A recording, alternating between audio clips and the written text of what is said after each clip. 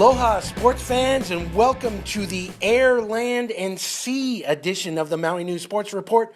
From the ocean to the court to the diamond, we reach all facets of MIL action this week. Once again, I'm joined by Jordan Helly.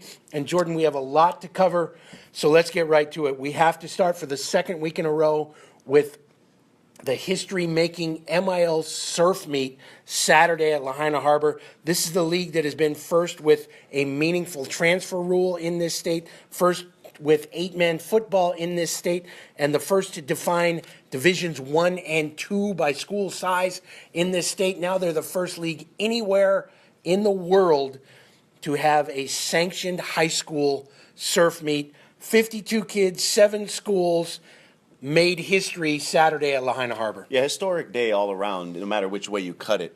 It was a big day for the entire league. The two teams that really stood out, that won both the team titles, were the Lahaina Luna boys and girls. Sweep for the Lunas in the team competitions. Lahaina Luna's kind of star is Sierra Lerbeck.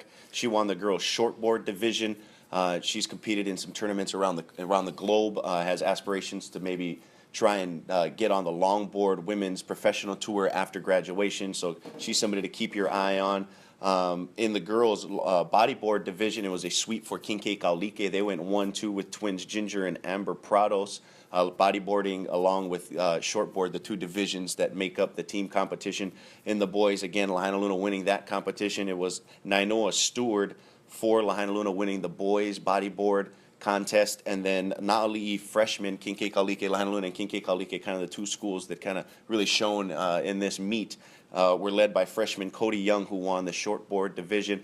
As you mentioned, a historic day for the league, much like with 8-man football, as you talked about a little bit earlier, the MIL setting the tone, setting the example for the rest of the league. You got to imagine the ILH with their resources, the OIA with their size.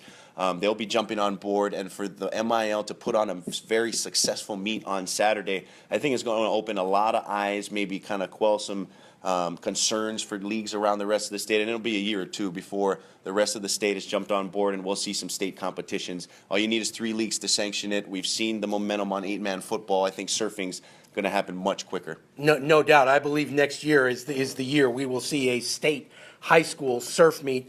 And it was 3 years ago that Keith Amemia stood at a podium with Governor Abercrombie saying that high school surfing was coming. It was 10 years ago that the Board of Education, the State Board of Education, unanimously approved the sport up at EL School at a meeting at EL Middle School just up the street, and it didn't happen until Saturday. And as you said, Jordan, it was the work of a lot of people who made it come true. 2 more meets on the inaugural season schedule next Saturday at DT Fleming Park at 7 a.m. And on April 19th, the first MIL Surf Championship meet will take place at Ho'okipa Beach Park, and we will cover it all along the way.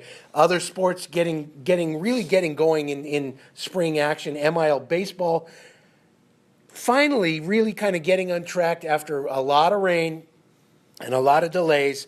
It's wreaked havoc, but Baldwin and Maui High have stepped up to the top of Division 1, and at the top of Division 2 is Molokai and St. Anthony after a big win for the Trojans on Saturday. Yeah, much like the whole county experienced over the weekend, rain was the big story for the outdoor sports as well over the weekend. Because of that rain, a lot of the records are kind of big disparity in terms of games played. Games will be made up on Monday in both Division 1 and Division 2. After this week of play, weather permitting, of course, cross our fingers, we should kind of get back on track where teams have kind of played an even number of games. In Division 1, as expected, undefeated still, Baldwin and Maui High at the top of the standings, 2-0. Right behind them, Kamehameha Schools Maui, 3-2. They've played 5 games, 3 more than both the Bears and the Sabres. Kinke Kaulike and Lahaina Luna with each a win. Na'ali'i at 1-3, Lahaina Luna at 1-4 in Division 2 side. Kind of as expected, St. Anthony with a pretty veteran crew kind of getting back into the mix in Division 2. They sit at 1-0, big win over the weekend. Molokai as well, 1-0. Seabury and Lanai 0-1 in the Division 2 slate. MIL softball has had a little bit better luck with getting games in the rain. And as usual, Baldwin and Lahaina Luna stand atop the Division 1 standings. No surprise there, but look at the Division 2 standings. Hana leading the way.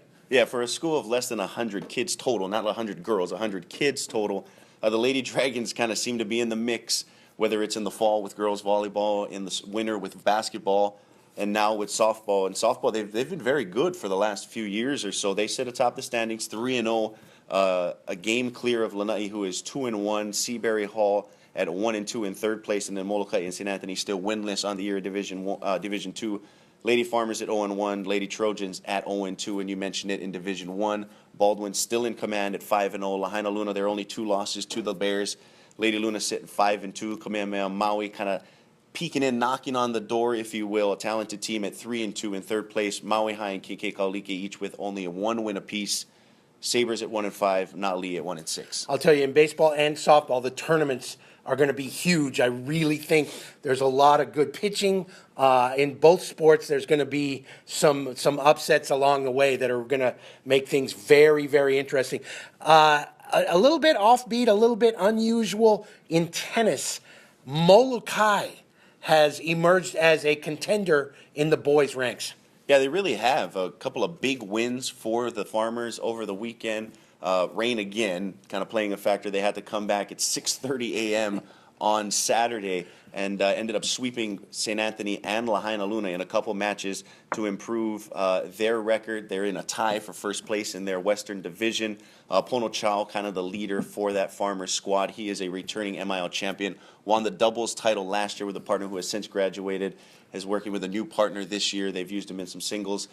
He is kind of leading the way. But as we get into kind of the heart, the ending of this tennis season, Molokai with as good a shot as anybody to take the MIL crown. Which, with their facilities and all of that, is just remarkable. Unbelievable, really. And that's our sports report for this week. Send us your bobbleheads.